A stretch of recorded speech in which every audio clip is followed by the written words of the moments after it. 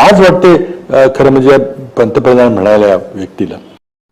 समाज नेहमीच एकत्र गुण्या गोविंदानं बंधुभावानं वावरत होते, पण मोदीजी त्यांनी भाषा वापरायला सुरुवात केलेली आहे, द्वेष पसरवायला सुरुवात केलेली आहे, बद्दल एक हेगंड निर्माण करण्याला सुरुवात केलेली आहे की जे शब्दाचा वापर पंतप्रधान करतायत, माझ्या पंतप्रधानांना अशा प्रकारची भाषा वापरायची आम्हाला लाज वाटते खरं म्हणजे पंतप्रधान म्हणाल्या व्यक्तीला.